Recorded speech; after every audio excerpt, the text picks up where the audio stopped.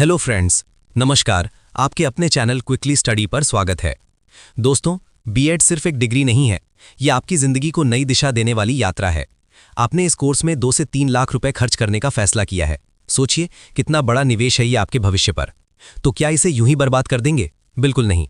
आपका हर एक पैसा तभी सफल होगा जब आप इसे समझ के साथ पढ़ेंगे, क्योंकि सिर्फ पढ़ना काफी नहीं है, असली ताकत है समझना और अपनाना। दोस्तों, बीएड के लिए आपको बहुत सारी किताबें पढ़नी पड़ेंगी, लेकिन घबराइए मत। अगर हम 6 से 7 मुख्य किताबें अच्छे से बार बार पढ़ लें तो पूरी समझ विकसित हो जाएगी। याद रखिए, ज्यादा किताबें पढ़ने से अच्छा है कि कम किताबों को गहराई से पढ़ा जाए। यही असली पढ़ाई है। अब सोचिए, आप बस में सफर कर रहे हैं, ऑटो में हैं या घर का कोई काम कर रहे हैं। उस वक्त किताब खोलना मुश्किल होता है, लेकिन मेरी वीडियो आप कहीं भी सुन सकते हैं। मतलब आप पढ़ाई से कभी दूर नहीं होंगे। मैं अशोक सर हर किताब से नोट्स बनाता हूं और उन्हें ऑडियो और वीडियो के रूप में तैयार करता हूं, ताकि जब आप इन्हें सुने तो हर बात सीधे दिल और दिमाग में उतर जाए। इसमें मेरी बहुत मेहनत लगी है, ताकि आपको बार बार सिर्फ किताबें पलटने की जरूरत ना पड़े। अब आपको एक और बड़ी बात समझनी है। बीएड पूरा करने के बाद अगला कदम होगा सीटेट की तैयारी। सीटेट असल में बीएड का ही एक छोटा सा टुकड़ा है। अगर आपने ये किताबें गहराई से समझ ली तो सीटेट आपके लिए आसान हो जाएगा। सीटेट क्लियर करने के बाद आप और भी बड़े एग्जाम जैसे बीपीएससी टीचर एग्जाम की तैयारी कर पाएंगे।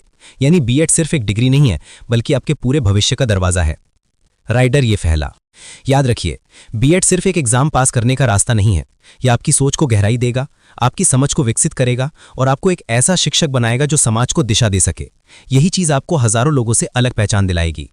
इसलिए मेरी आपसे सिर्फ 2 छोटी सी गुजारिश है। पहली, मेरे चैनल क्विकली स्टडी को अभी सब्सक्राइब कीजिए, और दूसरी, कमेंट में बताइए कि आप किताब से पढ़ेंगे या मेरी वीडियो सुनकर अपनी सोच और समझ को विकसित करेंगे। मेरे प्यारे भाई बहनों, आज मेहनत करेंगे तो कल वही मेहनत आपको सीटेट पास कराएगी, बीएड को सफल बनाएगी और आगे जाकर बीपीएससी जैसे एग्जाम भी जीतने की ताकत देगी। याद रखिए, आप कर सकते हैं। आपका भविष्य आपके हाथों में है। क्विकली स्टडी और अशोक सर की तरफ से आप सभी को ढेर सारी शुभकामनाएं। राइडर ये फैला। चलो अब वीडियो शुरू करते हैं। किताब आपके सामने है और उससे पहले एक छोटी की बात समझ ली आपने। अब बार बार ये बातें नहीं दोहराएंगे, सीधे पढ़ाई की शुरुआत करेंगे। मनोविज्ञान, साइकोलॉजी, परिभाषाएं, अर्थ, प्रकृति और शाखाएं। मनोविज्ञान क्या है? 2 शब्दों से मिलकर बना है। पहला साइकी यानी आत्मा या मन, और दूसरा लोगोज यानी ज्ञान या विज्ञान। यानी मनोविज्ञान का सीधा मतलब है मन का विज्ञान या व्यवहार का विज्ञान।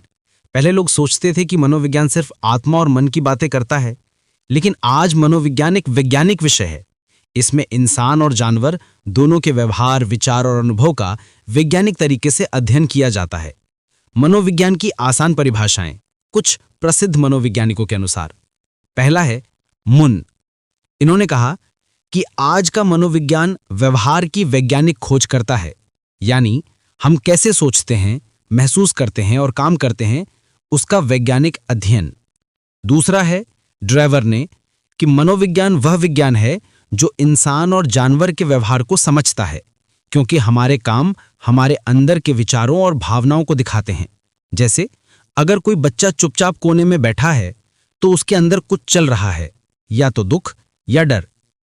स्किनर ने कहा कि मनोविज्ञान व्यवहार और अनुभव का विज्ञान है। जैसे कोई बच्चा अच्छा काम करने पर खुश होता है और डांट खाने पर उदास, या अनुभव और व्यवहार दोनों हैं। वुडवर्थ ने कहा कि यह विज्ञान वह बताता है कि इंसान अपने वातावरण यानी एनवायरनमेंट के साथ कैसे व्यवहार करता है। जैसे गर्मी में पंखा चलाना या ठंड में स्वेटर पहनना, यह वातावरण के प्रति हमारी क्रिया है। मैकडूगल ने कहा कि मनोविज्ञान आचरण और व्यवहार का विज्ञान है। मर्फी ने कहा कि मनोविज्ञान उस प्रतिक्रिया का अध्ययन करता है जो जीव अपने वातावरण में करता है। जैसे कुत्ते को रोटी दिखाओ, वह पूंछ हिलाकर दौड़ पड़ेगा, यह भी व्यवहार है। मनोविज्ञान की खास बातें, मेन फीचर्स। पहला, यह एक विज्ञान है, इसमें प्रयोग और जांच होती है। दूसरा, यह हमारे सोचने, याद रखने, कल्पना करने और महसूस करने जैसी मानसिक क्रियाओं का अध्ययन करता है। तीसरा, यह इंसान को मन और शरीर दोनों के साथ समझता है। चौथा, यह हमें बताता है कि हम अपने आसपास के माहौल के साथ कैसे व्यवहार करते हैं। और पांचवा, यह सिर्फ इंसानों का ही नहीं बल्कि जानवरों का भी व्यवहार समझता है। मनोविज्ञान की शाखाएं, ब्रांचेस ऑफ साइकोलॉजी। मनोविज्ञान बहुत बड़ा विषय है, इसलिए इसे अलग अलग शाखाओं में बांटा गया है। पहला सामान्य मनोविज्ञान, इसमें इंसान के सामान्य व्यवहार और मानसिक प्रक्रियाओं का अध्ययन होता है। दूसरा, शैक्षिक मनोविज्ञान, इसमें पढ़ाई लिखाई, सीखने और सिखाने की प्रक्रिया को समझते हैं, जैसे बच्चा जल्दी कैसे याद करे, शिक्षक कैसे पढ़ाएं, ये सब इसमें आता है।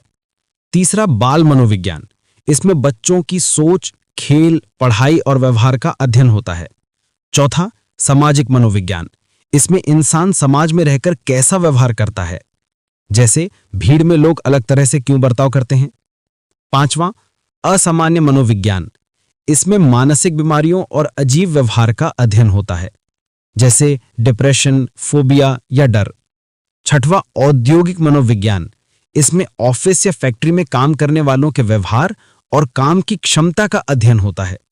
आसान शब्दों में मनोविज्ञान, गुल्ली लालू ने कहा कि मनोविज्ञान वही है जो हमें यह समझने में मदद करता है कि लोग कैसे सोचते हैं, कैसा महसूस करते हैं और क्यों ऐसा करते हैं।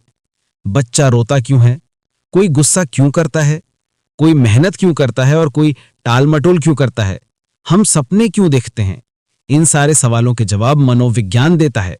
निष्कर्ष, कंक्लूजन, मनोविज्ञान को अगर एक लाइन में समझना हो तो मनोविज्ञान इंसान और जानवर के व्यवहार और अनुभवों का विज्ञान है। मनोविज्ञान के विस्तार से बहुत से मनोविज्ञान के नियम, सिद्धांत और प्रकारों के बारे में जानकारी मिलती है। अब देखते हैं व्यवहार का अर्थ यानी मीनिंग ऑफ बिहेवियर। चलिए जरा सोचिए, जब कोई बच्चा हंस रहा है, कोई गुस्से में चिल्ला रहा है, कोई चुपचाप किताब पढ़ रहा है और कोई सो रहा है, इन सबको हम क्या कहते हैं? व्यवहार। व्यवहार क्या है? जे.बी. वॉटसन नाम के मनोवैज्ञानिक ने कहा कि व्यवहार वही है जिसे हम देख सकते हैं और नाप तौल सकते हैं। यानी अगर कोई रो रहा है, गाना गा रहा है या कूद रहा है, ये सब व्यवहार हैं। लेकिन उसके अंदर क्या चल रहा है वो सीधे नहीं दिखता, पर उसके कामों से समझा जा सकता है। व्यवहार के व्यापक रूप यानी broad meaning of behaviour. Number 1, हर क्रिया व्यवहार है। वुडवर्थ ने कहा कि जीवन की कोई भी अभिव्यक्ति क्रिया है, मतलब चलना, नाचना, तैरना, ये सब तो व्यवहार हैं ही, लेकिन साथ में सोचना, कल्पना करना, खुश होना, उदास होना, गुस्सा करना, ये भी व्यवहार ही हैं। नंबर 2, चेतन प्लस अचेतन दोनों। हमारा व्यवहार सिर्फ वो नहीं है जो बाहर दिखता है, जो हम जानबूझकर करते हैं जैसे बात करना, जो हम बिना जाने करते हैं जैसे सपने देखना या अचानक डर जाना, ये सब मिलकर व्यवहार कहलाते हैं। नंबर 3, सिर्फ इंसान नहीं, सबका व्यवहार। मनोविज्ञान में केवल इंसानों का ही नहीं, बल्कि बच्चों, युवाओं, बूढ़ों, सामान्य और असामान्य लोगों, जानवरों, यहाँ तक कि पौधों का भी व्यवहार शामिल होता है। हाँ, पौधे भी सूरज की ओर मुड़ जाते हैं, ये भी व्यवहार है। आसान शब्दों में व्यवहार मतलब इंसान या जीव के अंदर और बाहर की सारी क्रियाएं, भावनाएं और प्रतिक्रियाएं। तो अगली बार कोई पूछे व्यवहार क्या है, तो आप बोल सकते हैं कि जब मैं हंसता हूं, रोता हूं, गुस्सा करता हूं, सोचता हूं या सपना देखता हूं, ये सब मेरा व्यवहार है। देखा, व्यवहार कोई छोटी चीज नहीं है, ये बहुत विस्तृत है। इसीलिए मनोविज्ञान को कहा जाता है व्यवहार का विज्ञान। अब देखेंगे मनोविज्ञान की प्रकृति यानी नेचर ऑफ साइकोलॉजी। देखिए, मनोविज्ञान का जन्म अचानक से नहीं हुआ।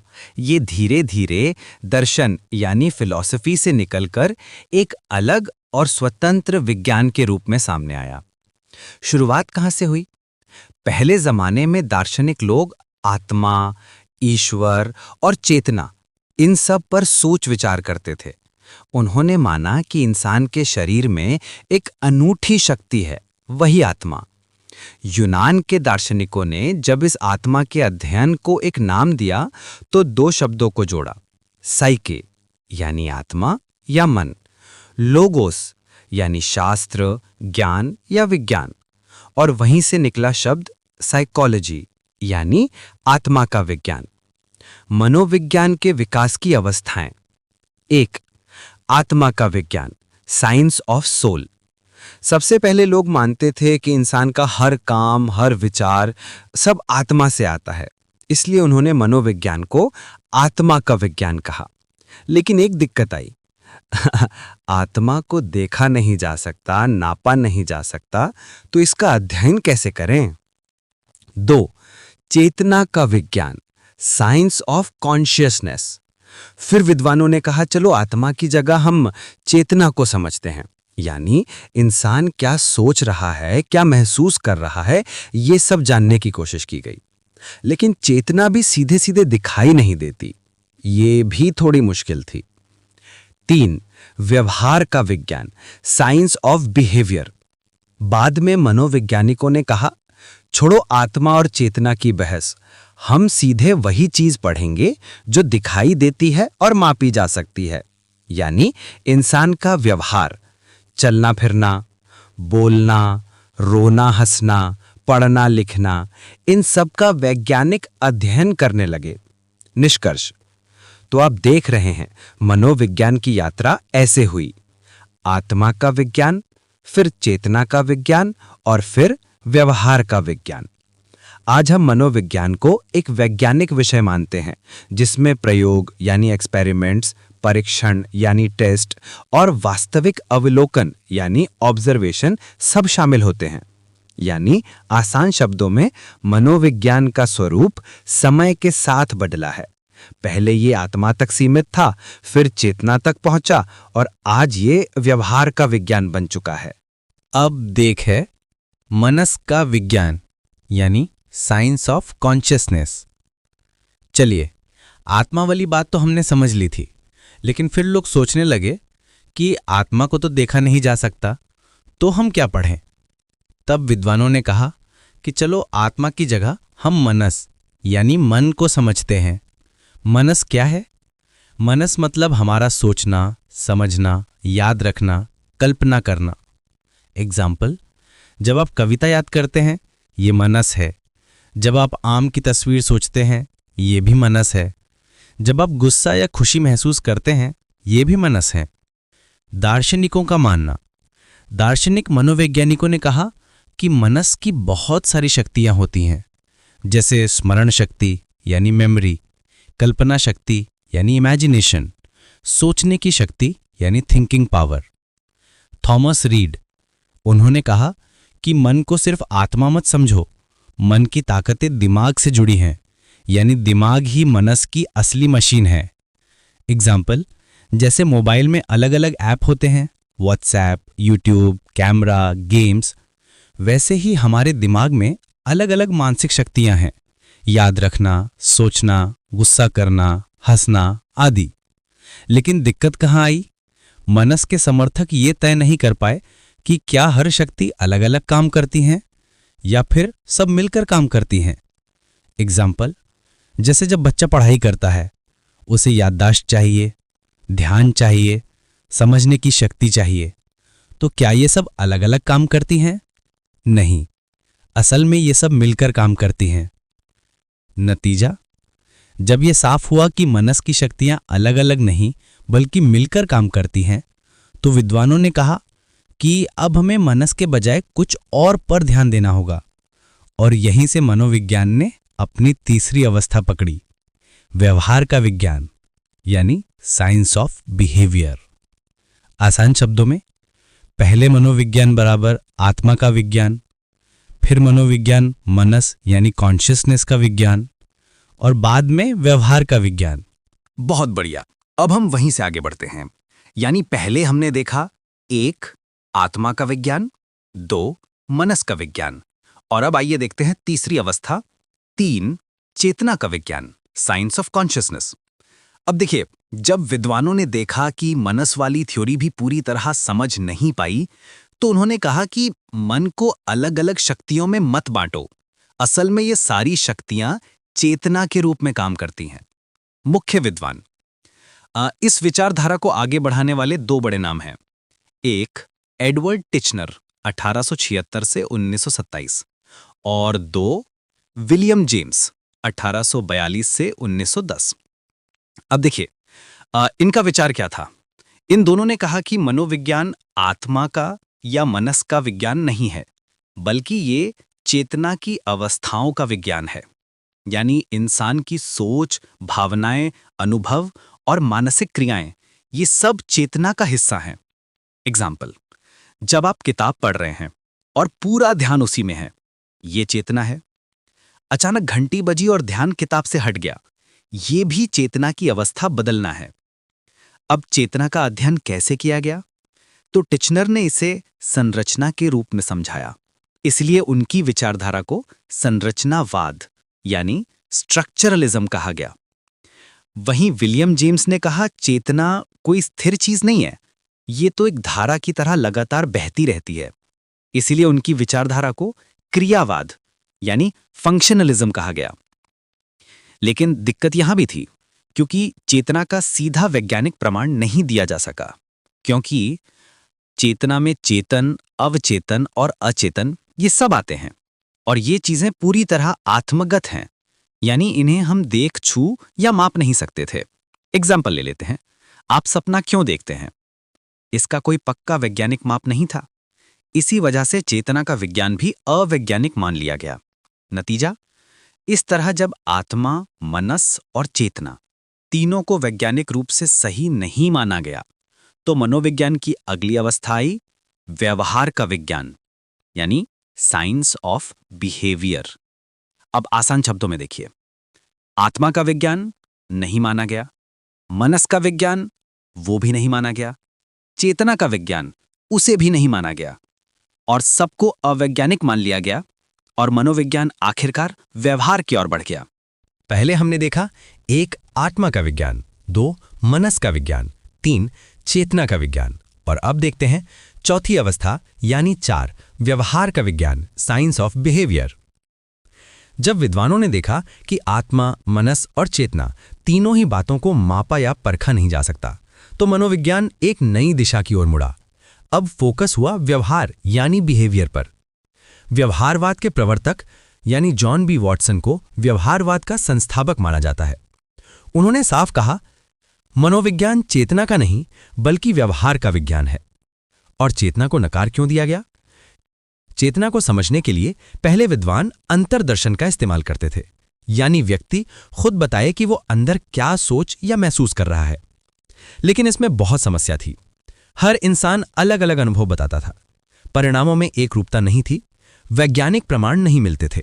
इसीलिए वॉटसन ने कहा कि चेतना जैसी अदृश्य चीजों को छोड़ो, जो दिखाई देता है और मापा जा सकता है, वही मनोविज्ञान का असली विषय है। तो व्यवहारवाद का विचार ये था कि इंसान और जानवर के व्यवहार, जैसे बोलना, हंसना, दौड़ना, सीखना, इसको वैज्ञानिक ढंग से देखा, मापा और विश्लेषित किया जा सकता है। एग्जाम्पल, अगर बच्चे को होमवर्क करने पर चॉकलेट दी जाए तो वो बार बार होमवर्क करने लगेगा। अगर डांट पड़ जाए तो वो उस काम से बचने लगेगा।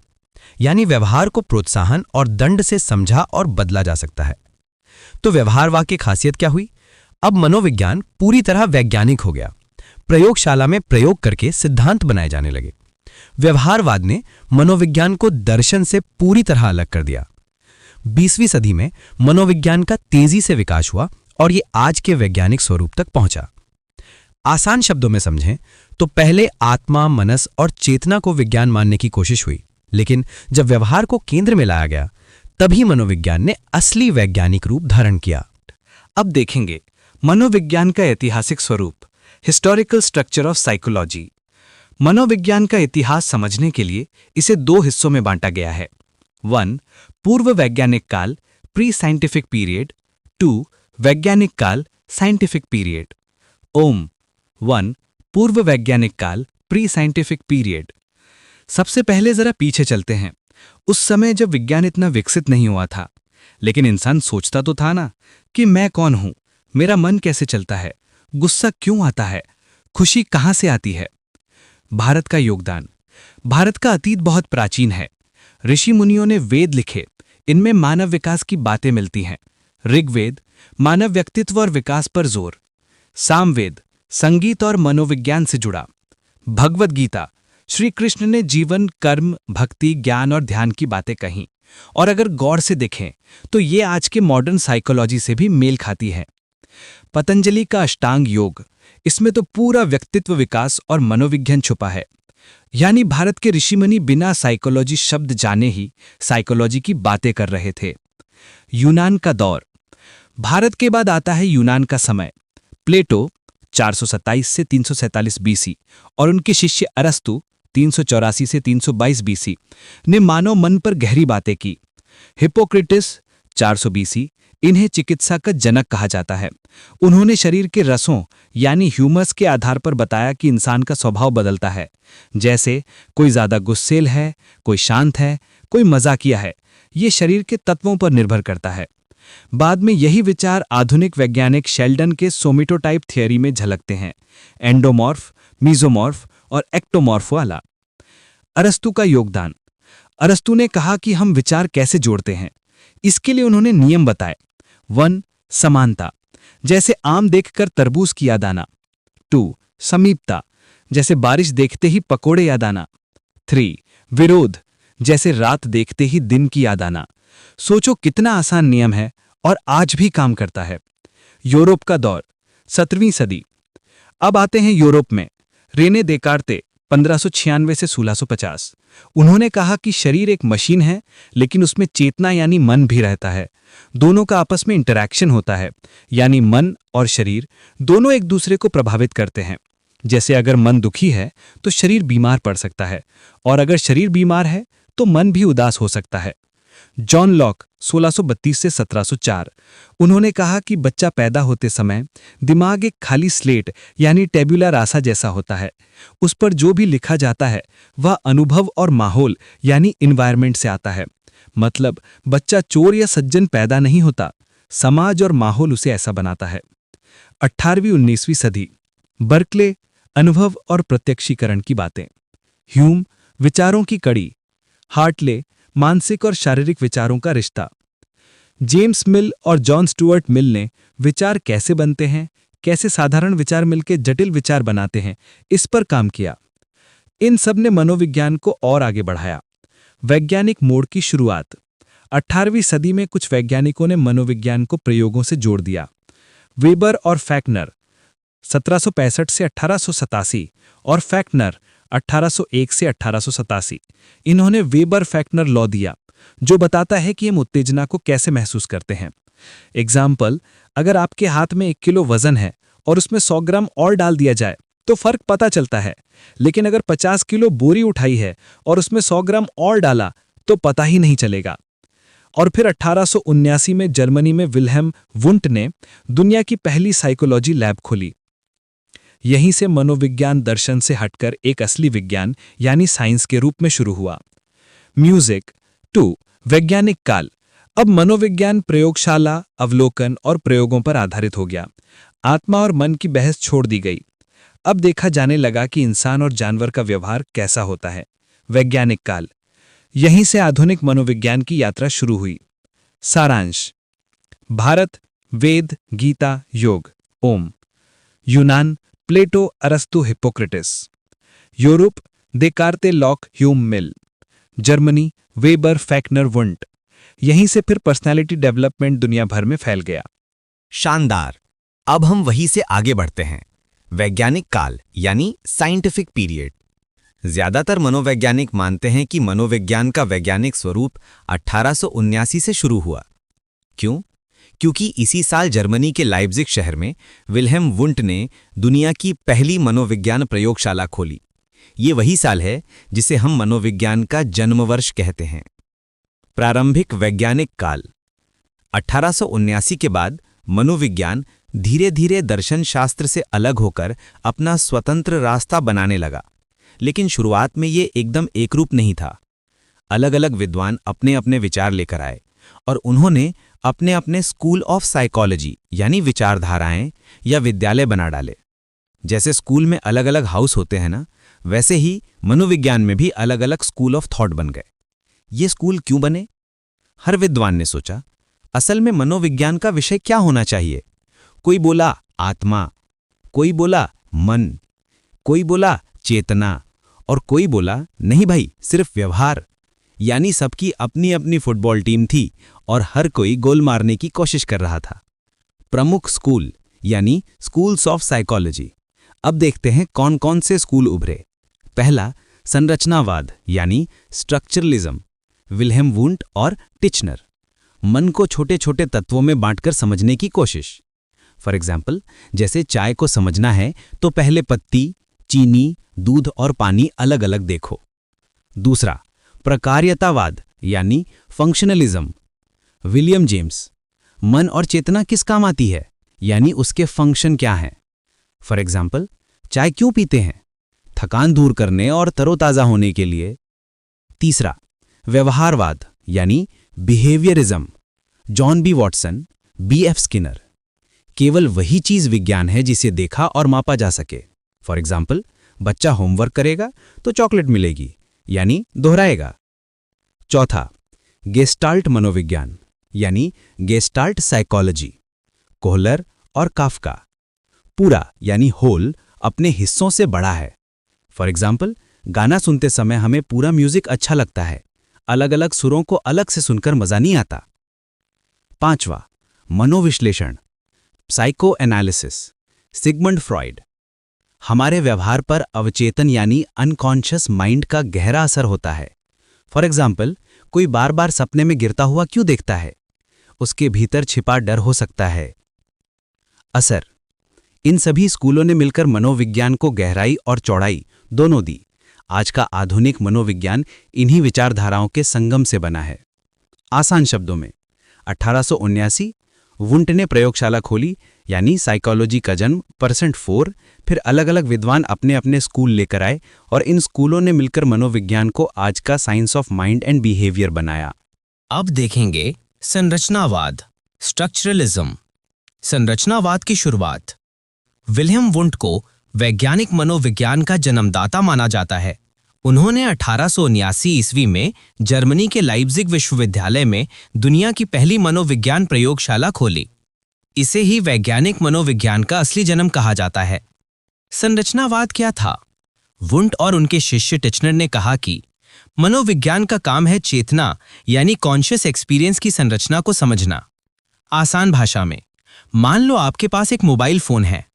अगर आप इसे खोलकर इसके छोटे छोटे पार्ट्स जैसे बैटरी, स्क्रीन, कैमरा, स्पीकर अलग अलग देखकर समझना चाहें तो ये संरचनावादी तरीका है, यानी चेतना को छोटे छोटे तत्वों में बांट कर समझना।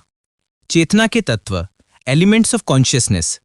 टिचनर ने कहा कि चेतना के 3 मुख्य तत्व हैं। 1.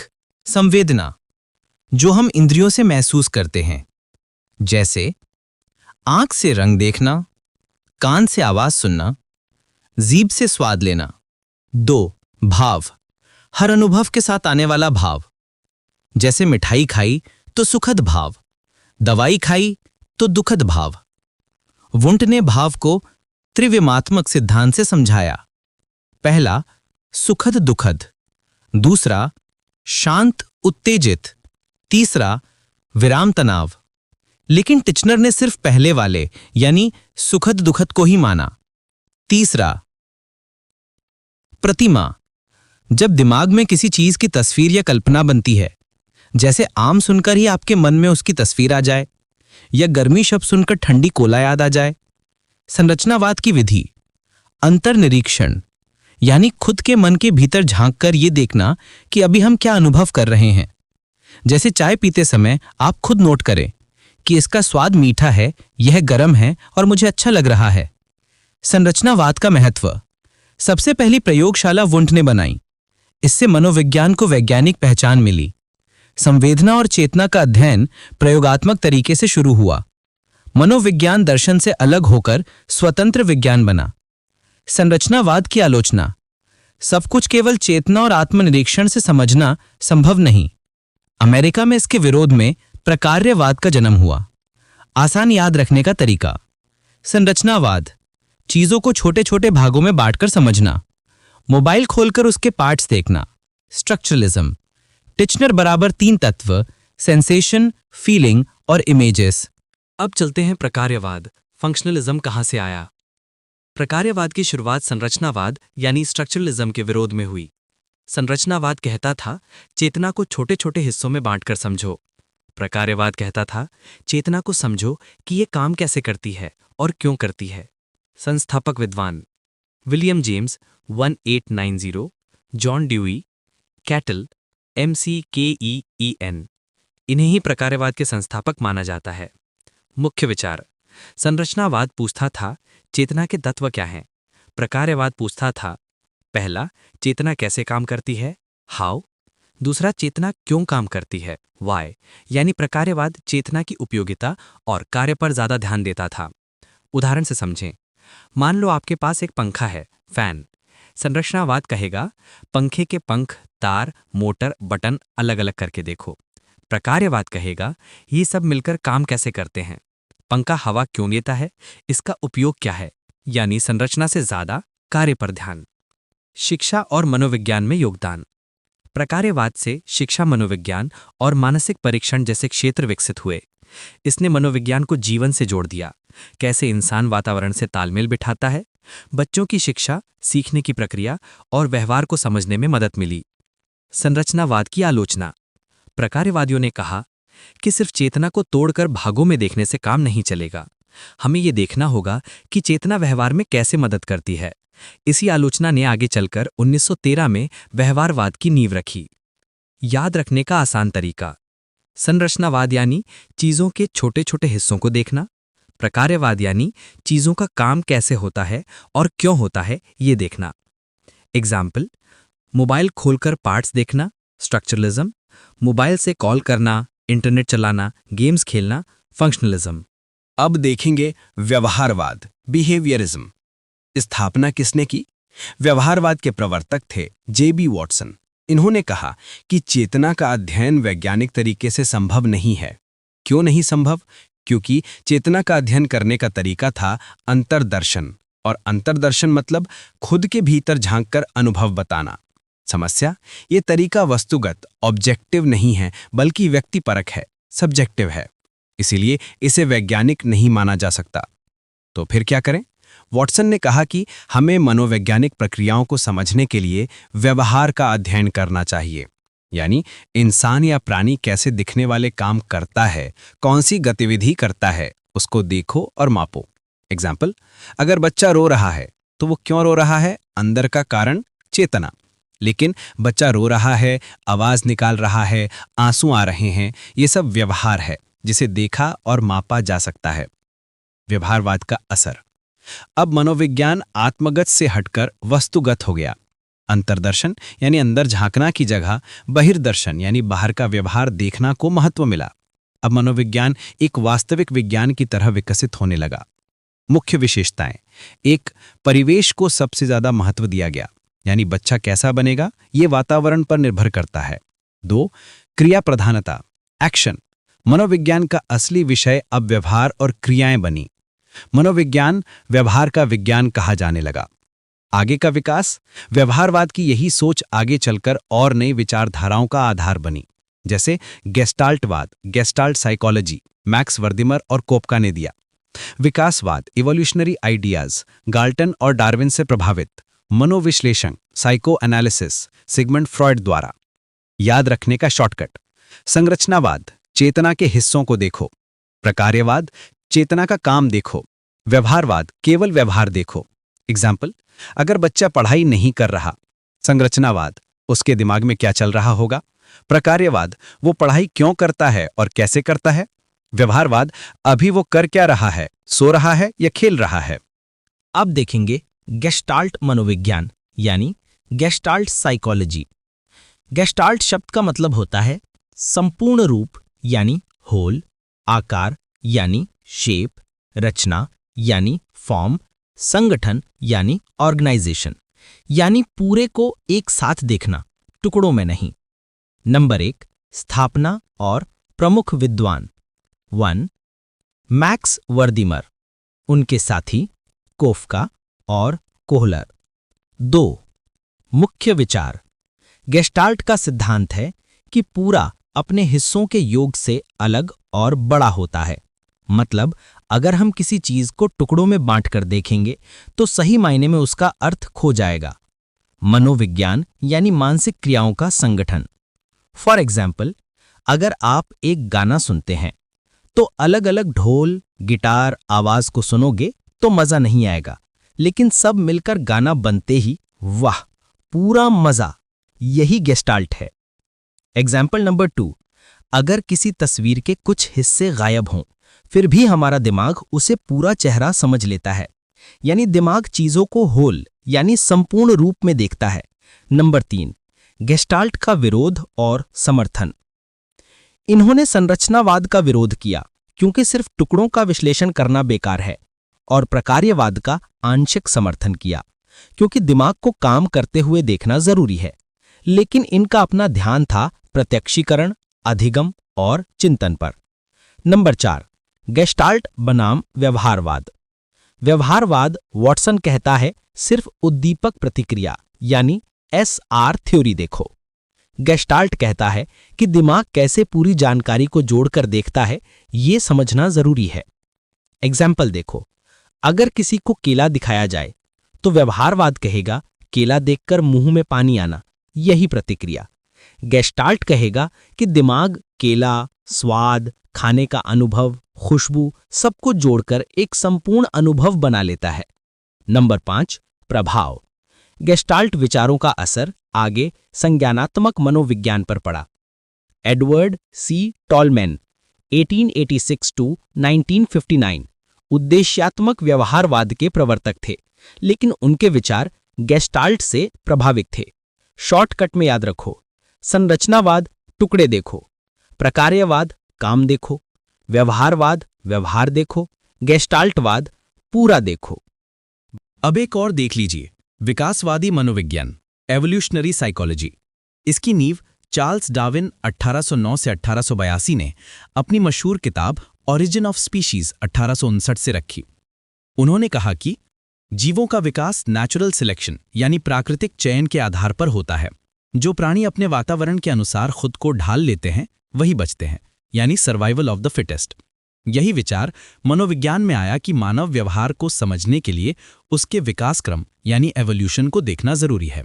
उदाहरण, जैसे शेर से डरना या ऊंचाई से डरना, ये डर विकास के दौरान मानव में आए ताकि वो खतरों से बच सकें। बच्चे का मां की गोद में सुरक्षित महसूस करना भी विकासवादी प्रवृत्ति है, क्योंकि सुरक्षा के बिना जीवित रहना संभव नहीं था। इंसानों का समूह में रहना भी इसी वजह से है, क्योंकि अकेले रहकर वो प्राचीन समय में जीवित नहीं रह सकता था। फ्रांसिस गाल्टन ने डार्विन के विचारों से प्रेरित होकर 22 इंडिविजुअल डिफरेंसेस यानी वैयक्तिक भिन्नताएं मापने की शुरुआत की। उन्होंने कोरिलेशन यानी सहसंबंध का सिद्धांत दिया ताकि ये समझा जा सके कि लोगों के गुणों और क्षमताओं में कितना अंतर है। मनोविश्लेषण, इसके जनक हैं सिगमंड फ्रॉयड। उन्होंने कहा कि हमारे व्यवहार का बड़ा हिस्सा अचेतन मन नियंत्रित करता है। कई बार हम खुद नहीं जानते कि हम क्यों गुस्सा हो जाते हैं, दुखी हो जाते हैं या अजीब हरकतें करते हैं। इसका कारण है हमारे भीतर दबे हुए इच्छाएं, यादें और आघात यानी ट्रॉमाज। फ्रॉयड की तकनीकें। नंबर 1, स्वप्न विश्लेषण, ड्रीम एनालिसिस। सपना हमारे दबे हुए विचारों की झलक दिखाता है। जैसे अगर कोई बच्चा हर बार सपना देखता है कि वो अकेला रह गया है, तो ये उसके भीतर के सुरक्षा खोने के डर को दिखाता है।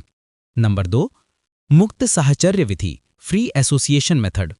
रोगी को कहा जाता कि बिना सोचे समझे जो दिमाग में आए वो बोलो। इससे दबी हुई बातें और भावनाएं बाहर आती हैं। फ्रॉयड की शिष्य और मतभेद। नंबर 1, एडलर 1870 से 1937। उन्होंने कहा कि मनुष्य के व्यवहार को समझने के लिए हीन भावना यानी इंफीरियॉरिटी कॉम्प्लेक्स सबसे जरूरी है। जैसे अगर कोई बच्चा बचपन में शारीरिक रूप से कमजोर है तो वो बड़ा होकर अधिक मेहनत करके खुद को साबित करना चाहेगा। इसी विचार से उन्होंने वैयक्तिक मनोविज्ञान यानी इंडिविजुअल साइकोलॉजी की शुरुआत की। नंबर 2, कार्ल जुंग 1875 से 1961। उन्होंने कहा कि मनुष्य का मन केवल व्यक्तिगत अचेतन मन से नहीं बनता, बल्कि उसमें सामूहिक अचेतन भी होता है, यानी पूरी मानव जाति के अनुभव और प्रतीक हमारे मन में छुपे रहते हैं। उन्होंने इसे विश्लेषणात्मक मनोविज्ञान यानी एनालिटिकल साइकोलॉजी कहा। उदाहरण, मां का प्रतीक सुरक्षा और प्यार, अंधेरा का प्रतीक डर और रहस्य। नव फ्रॉयडवादी।